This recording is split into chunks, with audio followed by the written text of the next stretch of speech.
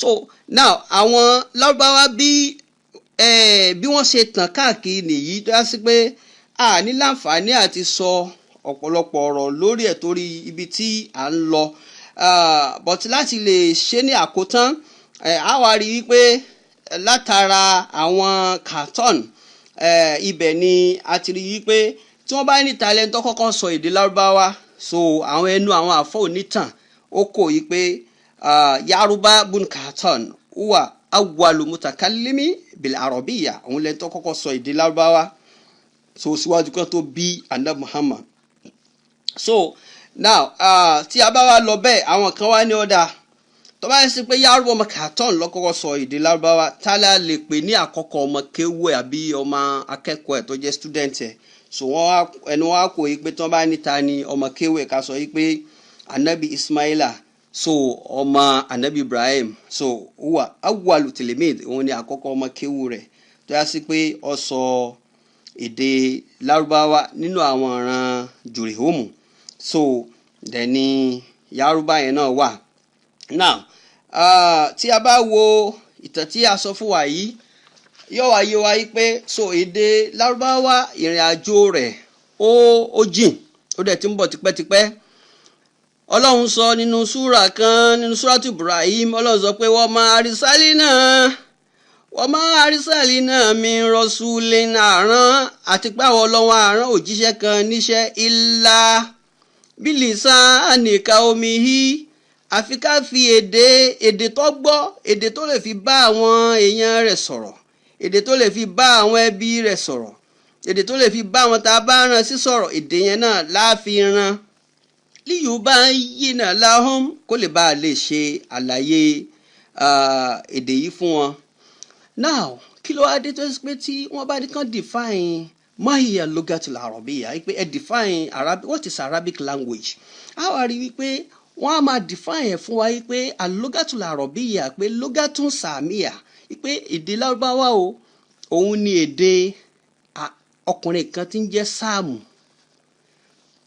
Sáàmù ta ni wọ́n ń jẹ́ Sáàmù àwa wádìí lọ títí tí àwa rí pé Ànábì Nuhu alayhi salatu wasalam ọmọ mẹ́ta ló fi sáyé ó fi Ham àti Sáàmù àti Yáfísù ó fi sáyé so nínú àwọn ìran ti Sáàmù ibẹ̀ ni a ti rí pé èdè Lárúbáwá ti jáde so that is pé èdè tí à ń pè lédè Lárúbáwá yìí ó jẹ́ ìkànnú àwọn èdè tí àwọn ọmọ Nuha Ànábì Nuha tó ti síwájú kí Abrahamu tó dé so látara Sáàmù ni èdè Lárúbáwá ti jáde. Tí a bá wo Arabic language lẹ́ni àwọn tó ń sọ wọ́n ti lé ní 2 billion all over the world because ara àwọn oríṣiríṣi àwọn kíláàsì pé Arabic ni official language wọn so àárí pé ó wà láfíríkà náà àìmọye àwọn ìlú tó wà láfíríkà tó pé Arabic ni wọ́n ń sọ even nílẹ̀ Yorùbá Arabic náà máa fi ń kọ nǹkan àwọn ọ̀rọ̀ wọn sílẹ̀ síwájú kan tó discover kó tó di pé Arabic wa lágbára ní ọ̀dọ̀ wa ní ọ̀hún so a rí báyìí pé látara àwọn ìran tí wọ́n pè ní Sámíà so ibẹ̀ ni èdè Lárúbáwá ibẹ̀ ló ti wá jáde. A tún wá rí pé àwọn kan bẹ tí wọ́n pè wọ́n ní àwọn ìran Àríyà tó àwọn ìran Àríyà yìí so àwọn awádìí àwọn náà wá rí pé àwọn yẹn wọ́n family mọ́ Yáfísù ọ̀kan náà àwọn ọmọ Ànábì Nuha so àwọn yìí ni àwọn tí wọ́n ń gbé irú Babylon so mọ́ Iraq náà lè ní ó ti bọ́ sí gbogbo ọ̀pọ̀lọpọ̀ wọn ti travel lọ sí irú France so àwọn kan wà tí wọ́n ń gbé Europe so lè ní náà tó yá sí pé gbogbo èdè tí wọ́n ń sọ yìí àti Faransé ni o àti even English language tó ń sọ nílùú ìlú tá a wà yìí so lára àwọn èdè tó jáde látọ̀dọ̀ Yáfísù ni èdè yẹn ti jáde tó àwa tún rí wípé àwọn kan bẹ tí ó tún já sí pé wọ́n ń pè wọ́n ní Hàmíyà tó yẹ sí pé al-Jama'atu al-Hamiyya àwọn tó yẹ sí pé wọ́n jẹ́ ìjọ tó jáde látara ọmọ Ànábì wa Nuha ẹlẹ́kẹta tí ń jẹ́ Hámù so Hámù yìí so àwọn ọmọ Ànábì Nuha náà ni ó bá ṣe sọ fún wa so àwọn èdè tó jáde látọ̀dọ̀ tiẹ̀ ni àwọn ìran èdè tẹ́rí tí wọ́n sọ ní Habasha ní Ethiopia, so àtàwọn kan tí wọ́n wà ní Sudan, àtàwọn Beriberi, àtàwọn Nupe, so gbogbo àwọn èdè tí wọ́n ń sọ yìí, so látara èdè tí ó jáde látọ̀dọ̀ ọ̀kan náà àwọn ọmọ ànábì wa Nóhà yìí náà ni. So a jẹ́ pé àwọn ọmọ ànábì Nóhà gbọ́ oríṣiríṣi èdè. So lẹ́yìn náà a tún wá rí wípé ṣé wá rí àwọn tí a wí nínú àwọn èdè Sámíyà níbi tí ó lágbára dé, òun náà ló tún dé gbogbo ọ̀dọ̀ àwọn ìlú tí ó wà lẹ́gbẹ̀gbẹ̀ ilẹ̀ Lárúbáwá, torí pé wọ́n tún padà tẹ̀ka dé Yaman. So wọ́n kúrò nílùú tí wọ́n wà tẹ́lẹ̀ láti Yaman, wọ́n tún lọ Iraq, wọ́n lọ Faris, so gbogbo àwọn ìlú tí wọ́n dé káàkiri yìí. So tẹ́ bá rí látara èdè Sámíyà, ibẹ̀ wá ní èdè àwọn Hebrew ló ti jáde. So Hebrew ṣe mọ̀ pé èdè Hebrew ni ànábì Ibrahim ń sọ. So àwọn ànábì Ibrahim èdè Hebrew ni wọ́n sọ. Dé àwọn Bani Israeli, àwọn ọmọ ànábì Ibrahim náà tó jẹ́ àwọn ọmọ Yakuba, Hebrew ni wọ́n ń sọ. Èdè Hebrew yẹn náà sì wà láyé títí di òní tá a wà yìí. Ẹ dẹ̀ rí pé èdè Hebrew ni wọ́n fi kọ the first Bible, òun náà fi kọ Old Testament, òun náà fi kọ New Testament. So Ọlọ́run dẹ̀ sọ̀rọ̀ New Testament àti Old Testament nínú Al-Quran. Ẹ lọ wo Quran 3 verse 3. Ọlọ́run sọ ń bẹ̀ pé wa anzalina Taurata wal Injil, we have refilled Psalm and Old Testament. So ọ̀rọ̀ Bíbélì ó wà ní Al-Quran, bó tẹ̀ já sí pé àwọn ibìkan wà tí ẹnu òkò lórí ẹ̀. So but ọ̀rọ̀ Ọlọ́run sì wà ń bẹ̀. A sì rí àwọn ìtàn kan tí ń ṣe déédé pẹ̀lú nǹkan tí Quran náà ń sọ. So now ẹ wá já wá wo Al-Quran Karim. So ó jẹ́ pé tí ó jẹ́ ọ̀rọ̀ Ọlọ́run, a rí wípé èdè Lárúbáwá náà ni wọ́n fi kọ. So tí àwọn ìdí tó ṣe fi kọ lédè Lárúbáwá gbogbo náà ni mo ti ṣe àlàyé ẹ̀ fún wa báyìí. So ẹni tí ó wá jókòó ti èdè Lárúbáwá náà, òun náà ni Anam Muhammad sallallahu alaihi wasallam tí Ọlọ́run wá fi Al-Quran rán ìyẹn nílùú Mecca. Now tí a bá wá wo Al-Quran látòkè kanlẹ̀, ẹ rí wípé gbogbo ẹ̀ Arabic ni from the beginning to the end. Gbogbo chapter rẹ̀ jẹ́ 114 chapters. Àwọn àyà tó wà nínú ẹ̀ tó bá ráyè lọ farabalẹ̀ kálẹ̀ yọ kọ̀ọ̀kan, ó rí pé 6,236 ni, kì í ṣe 6,666 èyí tó gbajúmọ̀ yẹn no. Kódà bẹ́ẹ̀ fi Bismillahirrahmanirrahim kún kò tó 6,666. Ẹ lọ kà á. Lẹ́yìn náà tí a bá wá wo àwọn word tó wà nínú ẹ̀, ó jẹ́ 157,935. Tí a bá lọ wo àwọn letters tó wà nínú ẹ̀, ó jẹ́ 668,684 letters ló wà nínú ẹ̀. tó 86 chapter nínú ẹ̀, ó wá jẹ́ 4,613 verses. So àwọn eléyìí Mecca lọ́lọ́run ti fi ránṣẹ́ sí Muhammad. Why 20 chapter ó jẹ́ 1,623 verses. So àwọn eléyìí ni wọ́n refill fún Muhammad ní ìlú Madina. So and àwọn Mùsùlùmí wọ́n regard Al-Quran yìí pé òun ni guidance. So Ọlọ́run sọ níbi kan nínú Quran 44 verse 58. Ọlọ́run sọ pé fa innama yasarinahu bilisanika. Àwọn Ọlọ́run a ṣe Al-Quran kíkà nírọ̀rùn bilisanika pẹ̀lú èdè ìyá rẹ̀ àti èdè bàbá rẹ̀. Torí èdè ìyá rẹ̀ àti bàbá rẹ̀ ìyẹn Muhammad nọ́mbà wí o, òun náà ní kíni èdè Lárúbáwá. So a ní kí wọ́n kọ sílẹ̀ fún ọ ní èdè kíni èdè Lárúbáwá. Èdè Lárúbáwá yẹn náà ni Jibrilu fi ń bá sọ̀rọ̀. La'allahum yatadhakkarun, kó lè bá a máa rántí Ọlọ́run. Ọlọ́run tún sọ níbì kan, ó ní walao ja'alnahu Qur'anan a'jamiyya. Tó bá yẹ pé àwọn Ọlọ́run tó bá yẹ pé a fẹ́ ni, a bá ṣe Al-Qur'ani ní a'jamiyya, ìyẹn ni pé a ṣe Al-Qur'an ní foreign language a ṣe ní Arabic làkọọ́lù wọ́n mọ̀ sọ wípé làólà tó bá ṣe pé fusilati ayatu ajamiyun wa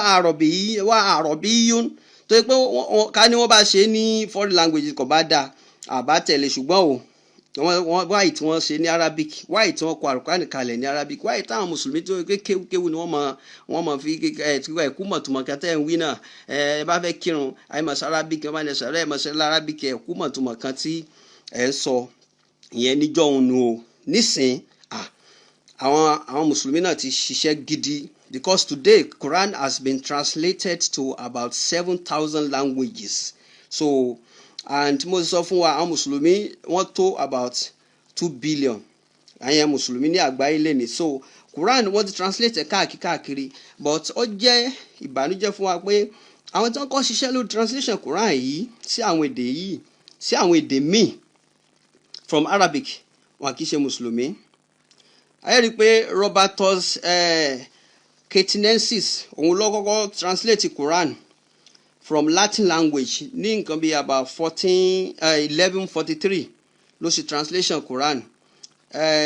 Germany translation òun náà jáde ní nǹkan bí about 1616 Dutch ìyẹn Al-Quran tí wọ́n translate sí Dutch bí about 1641 ló wáyé wọ́n translate Quran sí French ní nǹkan bí 1647 so English Quran tó kọ́kọ́ jáde Alexandra Rose ló ṣe ní nǹkan bí 1649 so the first Quran that was translated from Arabic to English so was 1649 then in 1907 ni Reverend Samuel Coe òun ló kọ́ translate Quran sí Yoruba so Christian ló kọ́kọ́ translate Quran sí Yoruba ní ilẹ̀ Yorùbá o àkọ́kọ́ ẹni tó kọ́ translate Quran sí Yoruba Christian ni Reverend Samuel Coe lórúkọ ẹ̀ 1924 ni wọ́n tún tẹ̀ 1973 ni Alhaji Augustus Leko àti àwọn kan làwọn náà translate Quran sí Yorùbá wọ́n wá gbé fún wọn Saudi kí wọ́n bá wọn tún tẹ̀ ní Saudi náà lọ́wọ́ àwọn àfa àgbà wá ni wọ́n fi lọ bá Sheikh Adam Abdullahi lórí rahimahullah àfa mi dáadáa fún onímọ̀ so Sheikh Adam ló wá ránṣẹ́ sí Sheikh Kamaluddin wípé wọ́n mọ̀ gbéṣẹ́ kan wá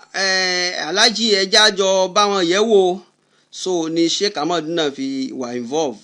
wọ́n fi wá ṣe iṣẹ́ yẹn ní 1973 ní iṣẹ́ yẹn jáde so àwa náà gbìyànjú a ṣe translation Quran kan tí ó yàtọ̀ sí ti wọn ó gbà wá ní nǹkan bí ọdún 14 tí a fi ṣe so Quran lẹ́ni alhamdulillah so ọ̀rọ̀ pé ọmọ kan tọ́lọ́wọ́ bá ń wí ó ti kúrò so translation ti wà káàkiri so kí ni wọ́n mọ̀ sí sọ fún wa nípa pé arọ́bù tó bá ní àrọ́bà ìyẹn ni pé ó sọ̀rọ̀ clearly nítumẹ̀ nínú èdè tó bá ní ta arọ́bà was taraba it became Lárúbáwá nìyẹn tó bá ní al-arabu àti arban so ó túmọ̀ pure Arab àwọn kan wà tí wọ́n ń ṣe pure Arab tó pé musta'arabu ni wọ́n sọ wọ́n di Lárúbáwá so al-arabu ni Lárúbáwá gidi so al-arbahu òun ni pure Arab tó bá ní arobatun so ó túmọ̀ kí n tó fi ń kó ẹrù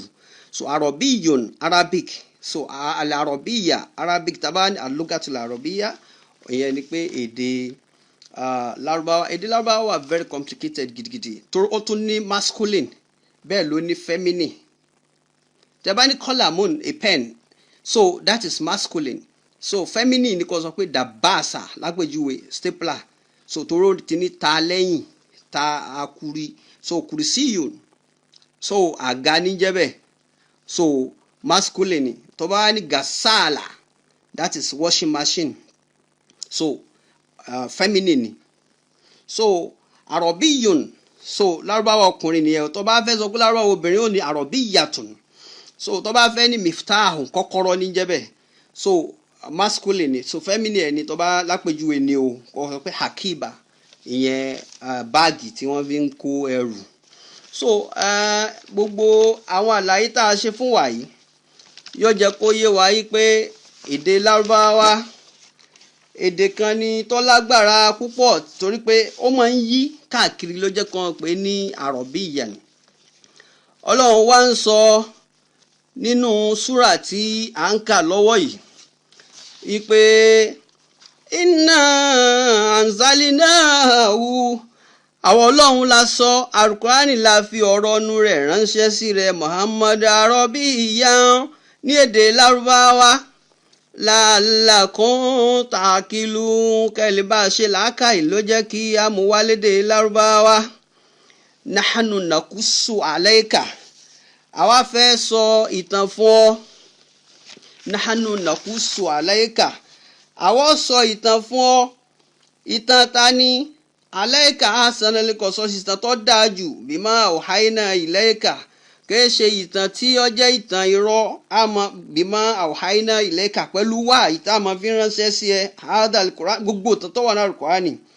Ànábì ọmọ Ádámù rí Ọlọ́run sọ̀tàn rẹ̀ fún. Ànábì ọmọ Núhà rí ó sọ̀tàn rẹ̀ fún. Ànábì ọmọ ẹni tí ń jẹ́ Ṣíṣù ó sọ̀tàn rẹ̀ fún. Ànábì ọmọ ẹni tí ń jẹ́ Núhà ó sọ̀tàn rẹ̀ fún. Ànábì ọmọ ẹni tí ń jẹ́ Bùráhímà ó sọ̀tàn rẹ̀ fún. Ànábì ọmọ ẹni tí ń jẹ́ Ísáàkà ó sọ̀tàn rẹ̀ fún. Ànábì ọmọ ẹni tí ń jẹ́ Ismaila tí í ṣe babalábàbá rẹ̀ Ọlọ́run sọ̀tàn rẹ̀ fún. Ànábì ọmọ ẹni tí ń jẹ́ Yakubu Ọlọ́run sọ̀tàn rẹ̀ fún. Ànábì ọmọ àwọn ọmọ 12 tí Yakubu tó bí sáyé